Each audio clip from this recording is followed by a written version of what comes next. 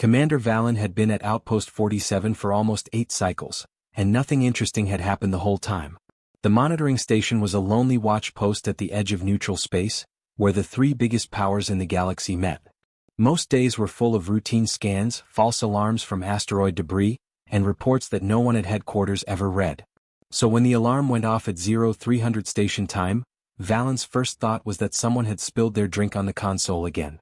"Sir, we have a contact," Lieutenant Rask said, his voice tight with what might have been fear. The young officer's antennae were twitching nervously, which they did when he was under a lot of stress. "It just showed up." Valen rubbed his eyes and walked over to the main display, thinking he would see another piece of ice that the sensors had thought was a ship. But what he saw made him stop in his tracks. The ship was huge. Not in the way that Council ships were huge, with sweeping curves and beautiful designs. This thing was a monster. It looked like someone had taken a small city, taken away everything that wasn't necessary, and put guns on every surface that was available. A lot of guns. Valen told them to do the usual checks, trying to keep his voice steady. Jump signature? Temporal wake? Anything? Rask's fingers flew across his console. His 2 main hands worked the controls, and his smaller secondary hands pulled up more data streams. Nothing, sir. No jump signature at all. No change in time. There is no wormhole residue. It looks like the ship was just put there. 1 second there was nothing, and the next second there was that. Valen felt a shiver go down his back. Ships didn't just show up in space after 300 years of travel.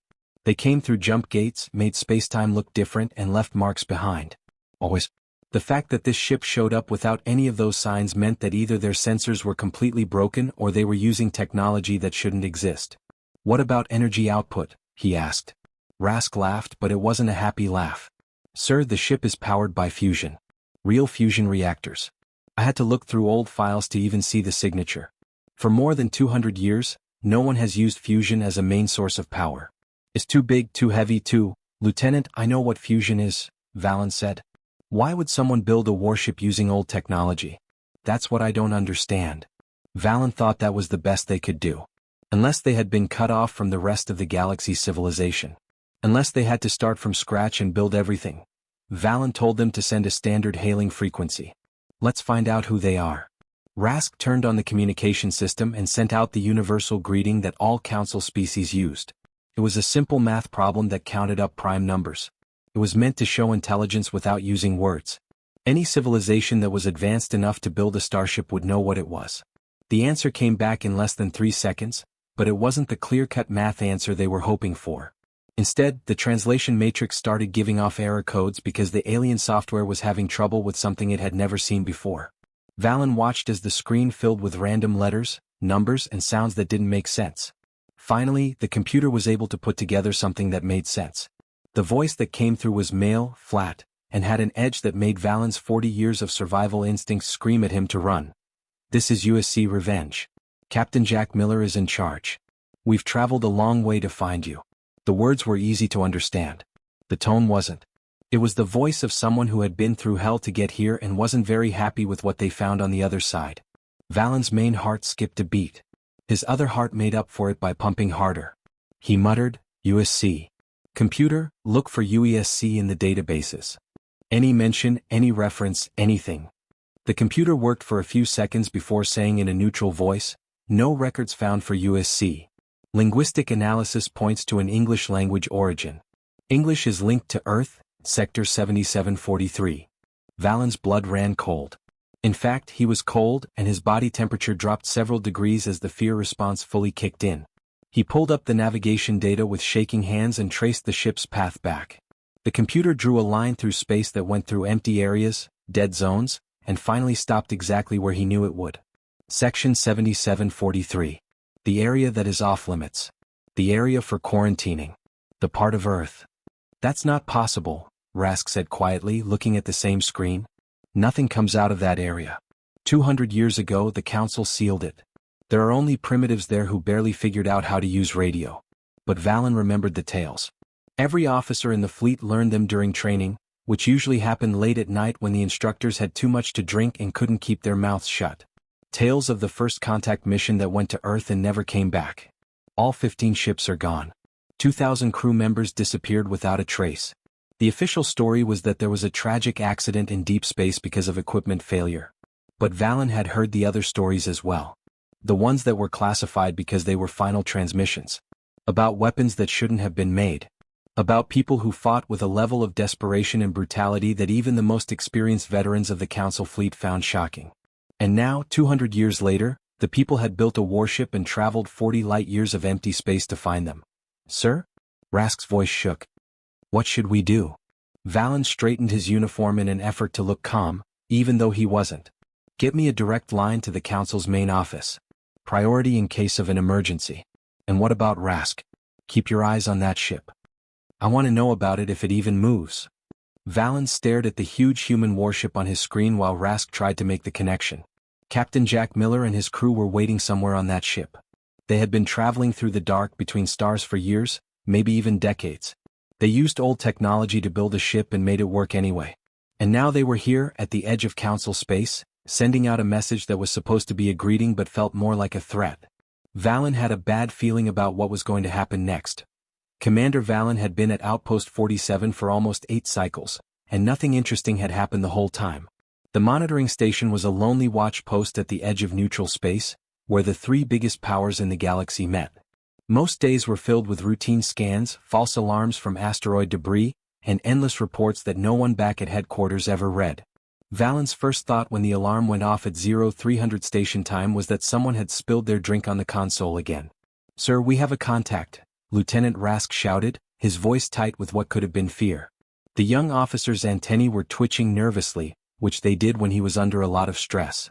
It just showed up. Valen rubbed his eyes and walked over to the main display, thinking he would see another piece of ice that the sensors had thought was a ship. But what he saw made him stop in his tracks. The ship was huge.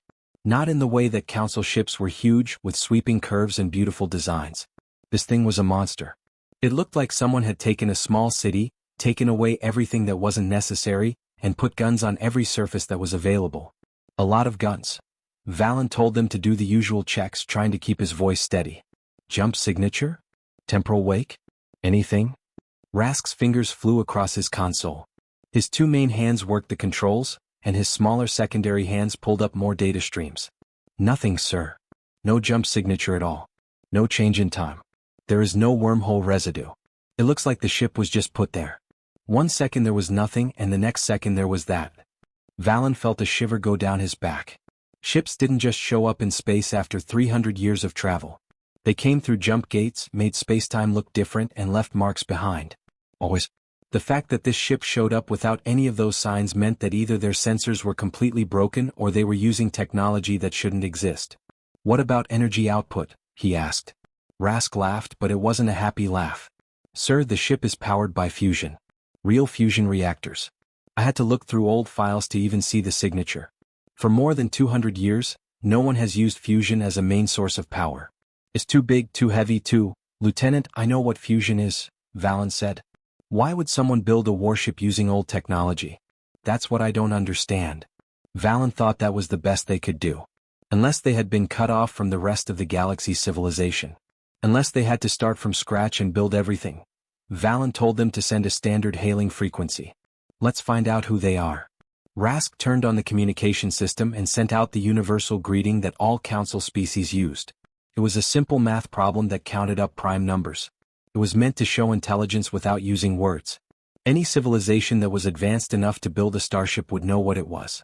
The answer came back in less than 3 seconds, but it wasn't the clear-cut math answer they were hoping for.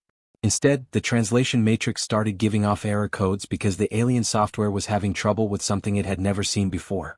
Valen watched as the screen filled with random letters, numbers, and sounds that didn't make sense. Finally, the computer was able to put together something that made sense. The voice that came through was male, flat, and had an edge that made Valen's 40 years of survival instincts scream at him to run. "This is USC Revenge. Captain Jack Miller is in charge. We've traveled a long way to find you." The words were easy to understand. The tone wasn't.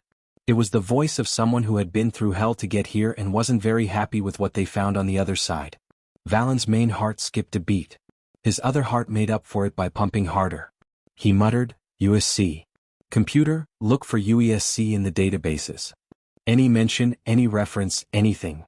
The computer worked for a few seconds before saying in a neutral voice, "No records found for USC. Linguistic analysis points to an English language origin.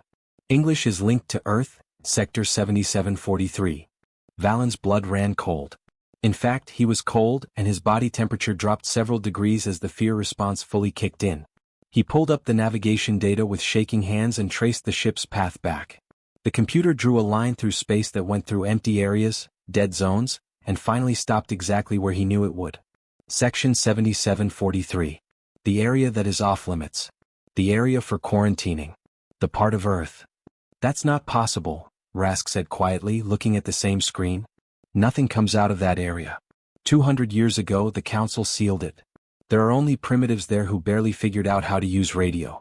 But Valen remembered the tales. Every officer in the fleet learned them during training, which usually happened late at night when the instructors had too much to drink and couldn't keep their mouths shut.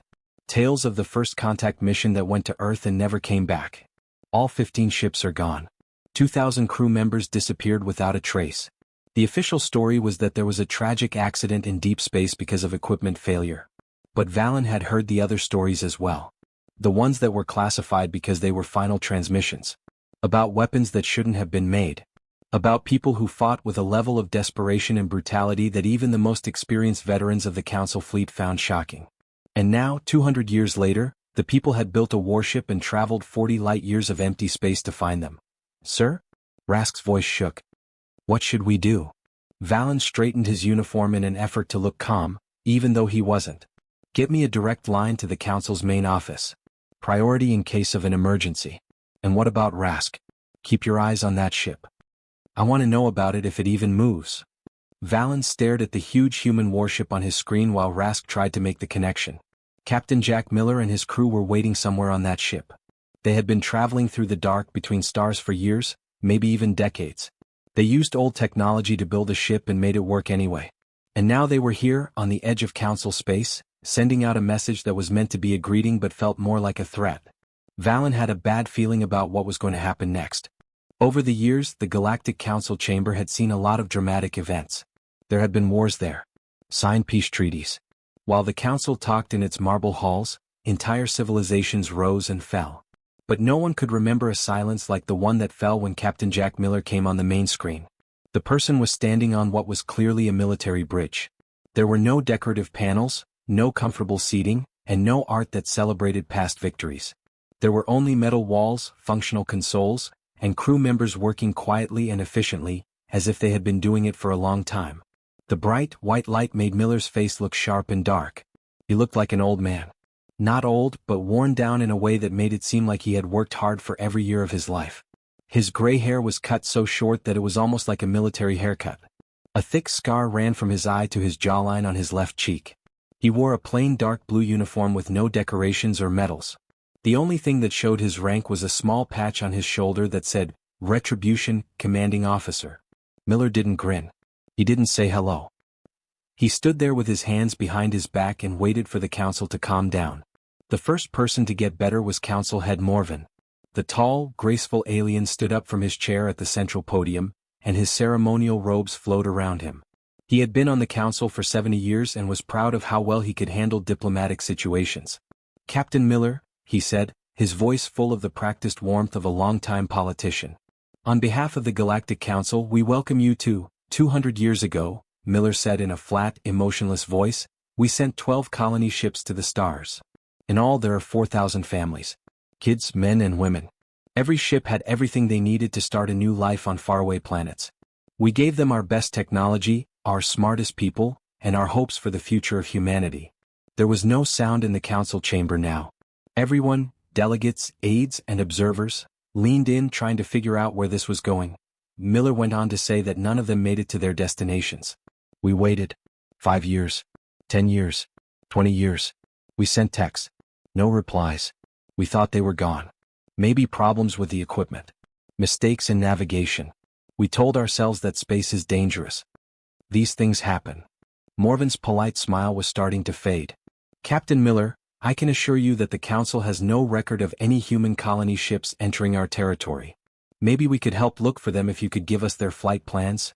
We found them, Miller said, and there was something in his voice. Not really anger. something that is colder. It took us 150 years to make ships that could follow their routes. It took us another 40 years to really make the trip. But we found them. He reached out and touched something that was off-screen. The screen behind him changed to show a picture that made a few council members gasp. It was broken pieces of something floating in space. A huge cylindrical hull that has been cut in half, leaving its insides open to space. The words New Hope Colony Ship 7 Earth Registry were clearly painted on the side, and they were still visible even though the ship was damaged. Colony Ship New Hope, Miller said. We found her in the outer reach, which is 17 light-years away from where she was supposed to be. The registry is still there. Systems for keeping people alive are still working. The picture zoomed in to show long scoring marks across the hull, and these are weapon impacts. Our research shows that these are military-grade energy weapons. The kind that only highly developed societies have. The council room exploded. Delegates stood up and yelled denials, asked for proof and called for order. Some people said the pictures were fake. Some people said it had to be pirates or raiders and had nothing to do with the council. A few people just sat there in shock. Morven's voice rang out above the noise. Order. We will have order. He looked back at the display and his face was hard. Captain Miller, these are very serious charges. The council has strict rules against attacking ships that aren't military. If what you're showing us is real, then some bad person must be to blame, but I promise you that the council itself would never. Where are our people? Miller asked. His voice cut through the noise like a knife through silk. The ships were attacked. We found the wreckage. But we didn't see any bodies. 4,000 people, Captain Morven. People of all ages. Where are they? Morven's 3 eyes blinked one after the other, which is a sign of confusion in his species. Captain Miller, I really don't know any human colonists. If you think they lived through the attack on their ships, maybe they were saved by, Miller cut in, we found 7 more ships. Destiny of the Colony Ship. Hope's Dawn on Colony Ship. Ship for Colonies the New Horizons. They all attacked. All of them were taken of their supplies. There were no people in any of them. That's not saving, Council Head. That's a whole other thing. Junior Diplomat Plex felt like he couldn't breathe in the back rows of the council chamber. His 4 lungs were working hard, but no amount of air seemed to help the heavy weight in his chest. He had to sit on his hands to hide how badly they were shaking. He was aware. He definitely knew. If you had been in the Vresh Consortium's diplomatic corps long enough and paid attention to the right conversations, you would have known. It was one of those things that everyone knew but no one talked about in public. Someone had intercepted the human colony ships and studied their technology. The humans moved for their own safety, they said. Plex had only been an aide back then, just out of training and full of hope and innocence. He had brought up concerns. He had been told very clearly that this was above his clearance level and that he should focus on his work. He had told himself it was okay and that the council must have good reasons for keeping people apart. Now that Plex could see Captain Miller's scarred face on that screen, he felt the full weight of what his silence had cost. Miller asked, Do you have something to say, Council Head? Could you give us some reason for why our colony ships were attacked and our people went missing? Morven finally lost his cool. Captain Miller, I swear to you that I don't know anything about any of these things. But I promise you that the council will look into it right away. We will look through our records and talk to our members. If we find any wrongdoing, Miller said, you have 48 hours. His eyes were as hard as rocks. Tell us what happened to our people and where they are now in 48 hours. After that, we stop being polite. The transmission stopped and the council chamber was in a state of chaos. Delegates were yelling at each other, security was trying to calm things down, and Morven was desperately trying to reach his senior staff. In the back row, Junior Diplomat Plex slowly stood up, his legs shaking. He knew that the secret he had been keeping for so long was about to ruin everything. The only thing left to do was to see if he would have the guts to speak up before Captain Miller and his ship made the decision for him. The human warship sat still for 6 hours. No messages. No action. Just sitting there at the edge of neutral space like a hunter waiting for its prey. The council tried to get their attention 17 times. No one answered any of the messages. Every time I tried to talk to someone, there was no response. During those 6 hours, Junior Diplomat Plex sat in his small office and looked at his hands. He had sent his assistant away, locked the door, and sat alone with the burden of what he knew. The gardens of the council building were beautiful and peaceful outside his window. Delegates walked along the paths talking about politics and policy as if it were just another day. But Plex couldn't stop seeing Captain Miller's face. That mark. Those tough eyes. The way he sounded so sure when he asked about the missing people. 4,000 people. Families. Kids. For years, Plex had told himself that it wasn't his problem. That he was just a junior diplomat and that people much higher up had made the decisions. There must have been good reasons he didn't understand. But as he sat there in silence, he finally faced the truth. He had been a coward. He knew something bad had happened, but he didn't say anything because he was afraid it would hurt his job. Now it was going to cost a lot more. He still had shaky hands when he stood up and walked to the office of Council Head Morven. The guards tried to stop him, but Plex pushed past them. Morven was in an emergency meeting with the senior members. He didn't care about rules or what would happen anymore. 12 of the council's most powerful people turned to look at him when the door slid open. Morven's face went from annoyed to angry. "This is a closed session, Diplomat Plex. You have to," Plex said. "I know where the people are." He thought his voice would be shakier than it was. "I know what happened to their ships." The room got quiet. Morven's 3 eyes got smaller. "What are you talking about?" So Plex told them. All of it. How the Vresh Consortium's Deep Space Monitoring Network found the human colony ships 200 years ago. How some members of the council had seen a chance, and he named names and didn't care. Aliens from a long time ago, alone in space, with technology that was basic but had promise. Why let them set up their own colonies when you could just control them? Consortium ships had stopped the colony ships.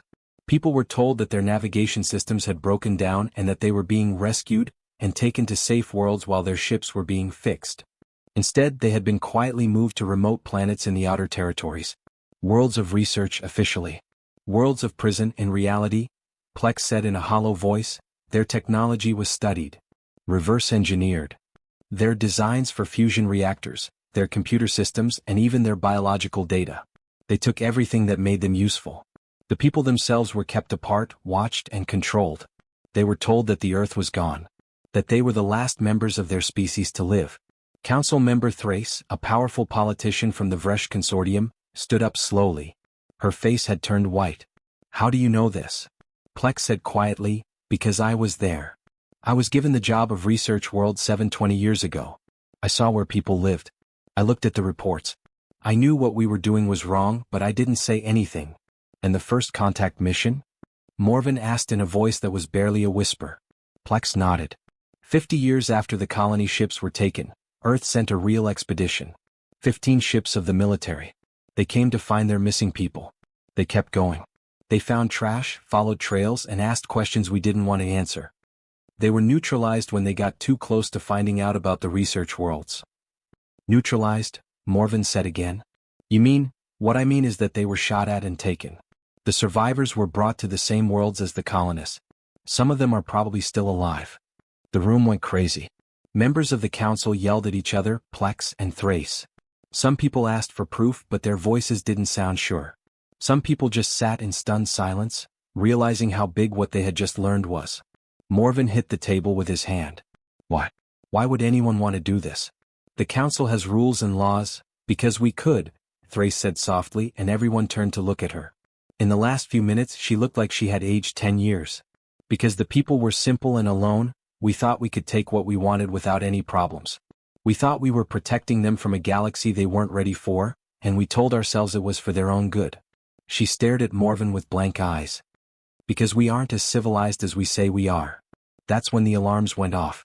Tactical displays lit up every screen in the room, and what they showed made even the toughest military officers go pale. Retribution, the human warship, was no longer alone. 6 more ships had shown up around it as if they had come out of thin air. Each one was just as big, just as well-armed, and just as scary useful as the first. They had always been there, but they were hidden by technology that shouldn't exist. Every screen in the council building showed Captain Miller's face. There was a lot of controlled activity going on behind him on his bridge.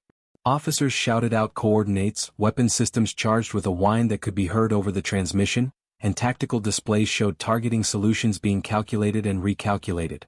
Miller said, 12 hours ago, I asked where our people were." His voice was even colder than before. "I gave you time to look over your records, ask questions, and do the right thing. That time is over." He leaned forward a little, and for the first time his face showed real emotion. Anger. Anger that had been building for 200 years and was now deep and burning. "That we now know the truth. We know what you did to the ships that brought people to our colony. We know about the worlds you research. We know about the trip you took and said was lost. We know everything. A woman in a similar uniform moved behind Miller with calm precision, her fingers dancing over her console. Targeting solutions locked, she said without looking up. All weapons are ready, Captain. Miller thanked Lieutenant Commander Anderson and then turned his attention back to the Council. You have 6 hours to start letting our people go. Not to talk about it. Not to talk about terms. You have 6 hours to start moving every single person from your prison worlds to our ships. After that, we stop being polite. Morven spoke up. Captain Miller, please, we just found out about this ourselves. We need time to check and plan. 6 hours, Miller said again. We've waited 200 years. For 40 years we've looked. We built our own ships and traveled through empty space because you took everything from us and left us alone. We're out of patience. The transmission didn't stop. Miller just stood there looking out from every screen. Behind him, his crew worked with terrifying speed. Anderson called out the coordinates in a calm voice. Weapons officers confirmed the firing solutions. Engineering said that the power levels were at their highest and could be quickly switched to shields or engines. The Council finally figured out what they were looking at. This wasn't a mission of diplomacy. This wasn't the first time they met. 7 warships were there, and the people on them had been getting ready for this moment for generations. People who had been lied to, robbed, put in jail, and left for dead. People who had come for their families and weren't going to leave without them. Morven looked at Thrace, then Plex, and then the military advisors who were frantically trying to figure out if the Council fleet could even respond to a human attack. The numbers didn't look good. The people were using basic tools, but their ships were heavily armored, their weapons were charged, and they had the element of surprise on their side. Most importantly, they had nothing to lose. Get me transportation coordinators, Morven said in a low voice. Start getting files on every research world in the outer territories. And someone needs to find out how many people we're talking about. He looked at the screen where Miller was standing. We have 6 hours. Let's not throw them away. The Council tried to buy more time. They really did. They said that the transport ships needed to be organized. The research worlds were spread out over 3 areas. It was necessary to follow verification protocols. They said that even in emergencies, bureaucracy moved slowly. The people gave them 4 hours before they lost their cool. It began at Research World 7, which is the closest facility to Council space. The Vresh Consortium kept a small garrison there with 3 patrol ships and not much else. Just enough to keep the human prisoners from thinking about escaping. When the Council told the garrison commander to start the evacuation process, he did what any professional soldier would do. He put it off. He asked for orders in writing. He wanted codes to prove it. He insisted on talking to his chain of command directly. That's when the human warship Reagan stopped traveling faster than light just outside the planet's orbit. Captain Tom Harris didn't bother with talking to people. His orders were clear. Get the people off that planet.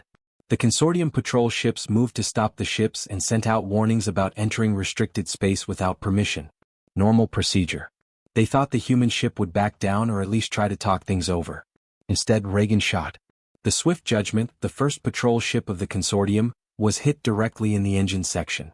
Not a kill shot. Harris didn't want to kill them. He was just getting rid of them so they wouldn't be in his way. The ship spun off course and the crew had to work quickly to get it back on track. The second ship, Vigilant Dawn, shot back. And that's when everyone at Council headquarters who was watching realized how badly they had miscalculated. The Reagan was outgunned. It was clear that much. The 3 consortium patrol ships had better weapons, shields, and engines than the others. Reagan shouldn't have lasted more than 5 minutes on paper. But Captain Harris didn't fight like someone who had read the tactical guides. He fought like someone who had been getting ready for a fight his whole life and couldn't afford to lose. Reagan's first volley hit her port shields.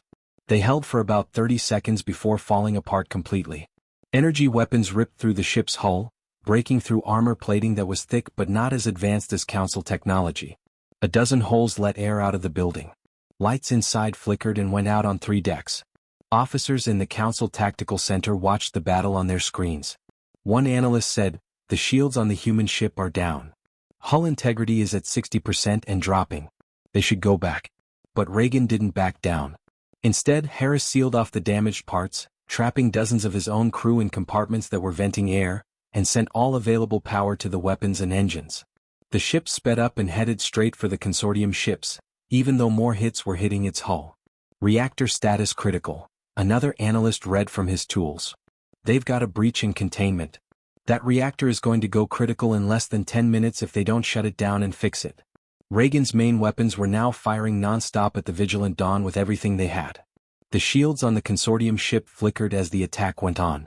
The captain, who had fought in 3 regional wars, didn't understand what he was seeing. The ship with people on it was dying.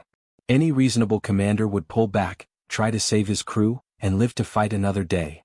"Sir, they're not stopping," his weapons officer said, and there was fear in his voice now.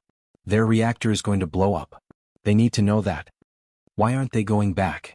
The answer came when Reagan's main weapons finally broke down because the power systems were too damaged to keep them going. The human ship was letting out air and leaving behind debris. Parts of its hull were glowing red where the armor had been superheated. The ship's own distress signals carried the sound of its reactor making a high-pitched whine that could be heard even in space. Captain Harris aimed his sinking ship straight at the Vigilant Dawn and turned up the engines to full power. Someone in the tactical center yelled, "They're ramming. People are ramming." The Vigilant Dawn tried to get away, but Reagan was too close and moving too quickly. The two ships hit each other with a force that shouldn't happen in modern warfare. In modern warfare, weapons were used at a distance with great accuracy and strategies were carefully planned. This wasn't how people fought in the past. This was rage and despair, and 200 years of sadness turned into energy. The impact broke Reagan's bow like paper. The Vigilant Dawn's shields broke when it hit something and its hull bent. The two ships fell through space locked together. That's when Reagan's reactor finally gave up trying to stay together. In terms of stars, the explosion was small. A nuclear reactor is about to go critical. But that was enough. The fireball completely destroyed both ships. There was nothing left but clouds of debris and radiation that kept getting bigger. No one said anything in the Council's tactical center. They just stared at the screens that showed where two ships had been seconds before and now were just wreckage. Counselor Vren finally spoke up, but his voice was so low that it was hard to hear. "They're crazy. The people are completely crazy." Council Head Morven was watching a different display, which showed the remaining human warships holding their positions around Council space. They all sent out the same message, Captain Harris's last message, which was sent just before Reagan's last attack. The message said, "This is Captain Tom Harris of the USC Reagan. To anyone on Research World 7, we're coming for you. We will always be there for you. And to the Council, you can kill us but you can't stop us. Every ship you sink just shows that we were right about you." Morven shook his head slowly. "No, Counselor Vren. They aren't crazy. They're dedicated. There's a difference." The third consortium patrol ship saw its two companions get damaged and destroyed, so it moved back to a safe distance and stopped sending out challenges. The captain asked for new orders and his voice shook. The Council told him to step back and let the human ground teams land on Research World 7. No one wanted to know what would happen if they said no. That night, Captain Jack Miller spoke to the whole Council. No talks ahead of time. No politeness and diplomacy. Just terms? Miller said, "You will return every person who is currently on your research worlds. All of them. No exceptions, no delays.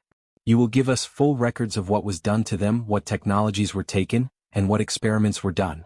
You will give Earth full Council membership and the right to veto any decisions that affect people. And you will pay for 200 years of being in jail." A member of the Council tried to speak out. "Captain Miller, some of those requests are against Council law and can't be met. We can't just give someone the power to veto." Miller cut in, "You attacked civilian colony ships. You put families in jail. You lied about what happened to our first contact mission. You kept our people for 200 years and told them their home world was gone. You have broken every rule that your Council says it stands for." His face was like stone because of the scars. "So you'll change the rules? You will have to rewrite your charter. You'll do whatever it takes to fix this. And what if we say no?" Morven asked, even though he already knew the answer. Miller pointed to something that wasn't on screen. The display changed, and instead of 7 warships, it showed dozens. Some were still being built, and you could see their skeletal frames against the black of space. Others were finished and armed, standing still in the dark where sensors couldn't see them. "We didn't spend 200 years building 7 ships," Miller said in a low voice. "We built a fleet over the course of 200 years. This is just the first wave of what you're seeing. The ships we send ahead to find you. There are more at home. A lot more. And every one of them has a crew of people who grew up hearing stories about family members who never came back." He leaned in. "So this is what will happen. You will give our people back.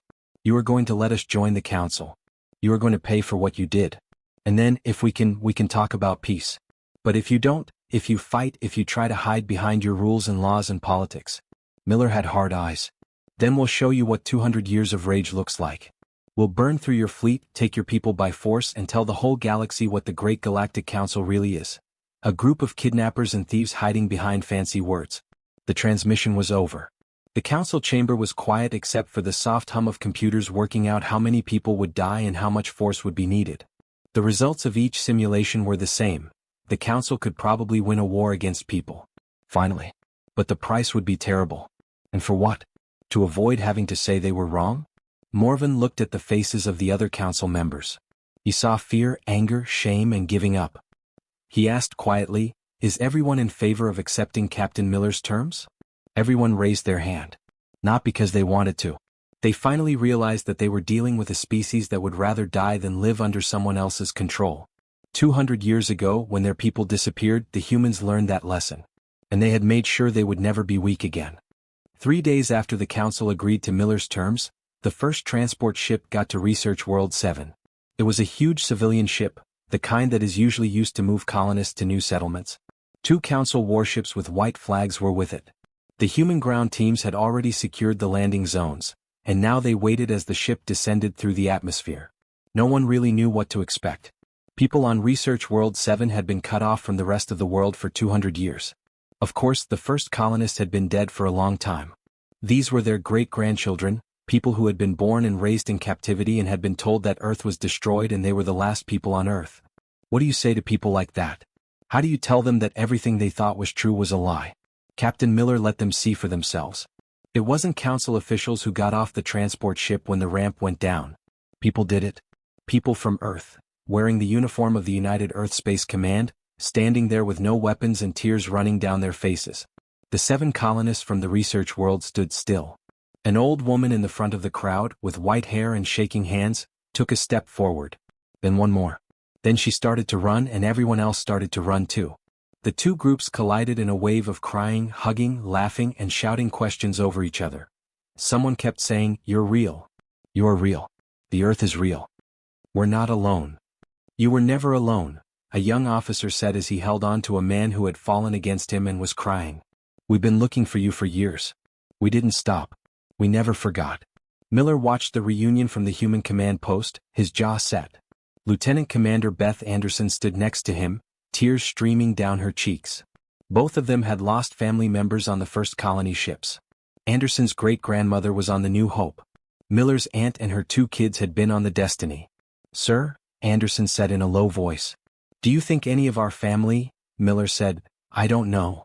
The council's records show that some of the first colonists lived into their 90s. Maybe. We will find out." It took 3 months to get everyone out of the research worlds. There were 17 planets in council space, and each one held between a few hundred and a few thousand people.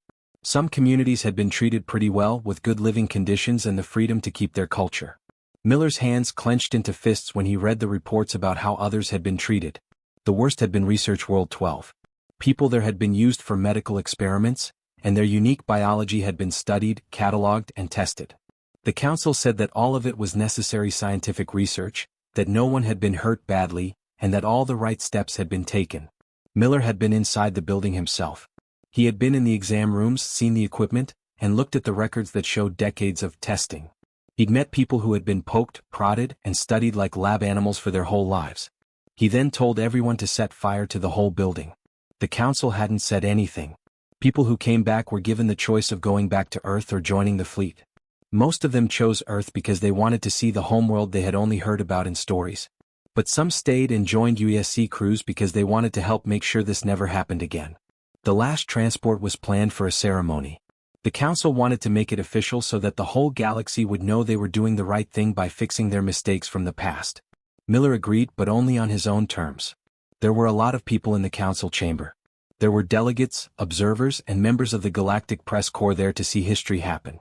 The humans came in together, with Captain Jack Miller in the middle and the leaders of the other ships that had made the first trip on either side of him. Captain Ann Roberts of the Lincoln walked next to Miller on his right. She was younger than Miller, maybe in her late 40s. She had dark skin and short black hair that was turning gray at the temples. During the trip to council space, a reactor failure had killed half of the Lincoln's engineering crew, and she had lost her husband. She had sealed the compartments herself and kept the ship going. To Miller's left was Captain Walter Davis of the Constitution. He was tall and thin, with red hair and pale skin that was covered in freckles. He looked like he should be a professor at a university, not the captain of a warship. But Davis had made the cloaking technology that had kept the human fleet hidden. His quiet genius had given people the element of surprise. Captain Lisa Thompson of the Endeavour walked behind them. She was the oldest person in the group, in her early 60s, and her white hair was pulled back into a tight bun. Thompson was still a child when Earth sent out the search party. She had built ships as a child, and now she was in charge of one of the strongest ships in the world. There were more as well. Captain Raymond Cole is in charge of the Defiant. The Challenger's Captain Nina Vasquez. Captain Frank Morrison is in charge of the Independence. 7 ships and 7 captains stand for 200 years of human willpower. They stood in front of the council, and this time no one told them to wait or asked them to show their diplomatic credentials. Morven pointed to the seats that had been set up for the human delegation. These were actual seats on the council floor, not seats in the back rows for observers. Captain Miller, Morven said to start. I want to formally apologize on behalf of the Galactic Council for the terrible things that were done to your people. It was against everything this council stands for to stop and imprison your colony ships. We have tried to bring your people back and make things right, but we know that nothing can really make up for 200 years of pain. Miller let him finish what he was saying. Give the council their time to feel sorry and show it in public. Miller stepped forward after Morven was done. We thought we were the only ones in a hostile galaxy when we got to council space, he said. The room was quiet, but his voice could be heard clearly. We thought we might have made a mistake by sending our people out into the dark without proper preparation. We thought we had let them down. He looked at the delegates who had gathered. You showed us we were right. The galaxy is not friendly. Not because of some natural law or the universe doesn't care. Because of choices. People in power thought that our families were less important than their scientific curiosity or political convenience. Some delegates turned their backs. Others looked him in the eye, and Miller could see real shame there. That's good. They should be ashamed. But we're here now, Miller said. And we're not going anywhere. Earth agrees to be a member of the council. We might trade with you, work with you, and even trust you one day. But only on our terms. He pointed to the main screen, which lit up with pictures of the human fleet. There are more than just the 7 ships in council space. The shipyards that orbit Earth are huge construction sites that build new ships. The defense platforms were spread out all over the Sol system. The research stations are making better weapons, shields, and engines. Miller said, these ships stay. The UESC fleet is still armed and active. We'll work with Council Defense Forces when it makes sense, but we'll still be in charge. And the Sol system and the space around it, which is part of Earth's sector, is human territory. No ships from the Council can come in without permission. We have to agree before any Council facilities can be built. Without our permission, no Council laws apply. The Counselor Thrace spoke up. In the last few months, she looked like she had aged 20 years. Captain Miller, those terms basically make Earth independent while still being a member of the Council. That's never happened before. Miller coldly replied, so was attacking colony ships and putting families in jail for 200 years. Do you want something that has never happened before? You earned unprecedented. Morven raised his hands to calm down. Captain Miller is correct. The Council has decided to accept all human terms without making any changes. Earth will be a full member and have the power to stop any decisions that affect human interests. The Sol system is known to be human territory. And people will keep their own armies. There was no sound in the room. Every species in Council space was trying to figure out what this meant for the balance of power. Most of the time, humans were less advanced than other species, but they had shown they were willing to die for their beliefs. That made them more dangerous than weapons that were better. Miller nodded slowly. Then we have a deal. The Council adds Earth. Humanity's trust must be earned now, he said, looking around at each delegate to make sure they could all see him clearly. Every deal, every agreement, and every interaction will be checked and watched. We will never trust your good intentions again. That day the treaty was signed. Earth officially joined the Galactic Council, making it the first species to do so while having an active military fleet aimed at its fellow members. The human ships stayed in the same places in Council space. Not in a rude way but in a clear way. The Retribution set up camp close to the Council's main office. The Lincoln and Constitution kept an eye on the border areas. The Endeavour and her sister ships took turns going through the areas where the research worlds had been, which was a constant reminder of what had happened there. Months later, Captain Miller stood on the bridge of Retribution and watched Earth slowly spin on the main screen. They were back home. Not just passing through but really home. The last colonist who had come back had landed the week before. After 200 years, families came back together. People who had never been to Earth before, even though their ancestors had lived there. "Captain," Beth Anderson said in a low voice. "Message from Earth Command. They want to know when we're going back to refit and rest the crew." Miller smiled a little. "Tell them we'll come back when the council shows they can be trusted. Could take 6 months. Could be 6 years." Anderson nodded, turned to send the message and then stopped. "Sir, do you think we'll ever really believe them? After all that they did?" For a long time, Miller was quiet and watched the Earth turn. "Maybe. One day. Maybe our grandchildren will. But what about us?" He shook his head. "We had to look for our people. We are the ones who found the wreckage and the prison worlds. We were the ones who had to fight for basic fairness. So no, Beth. We can't forget. That's our job now, to remember so that future generations can forgive." The shipyards kept working far below in Earth's orbit.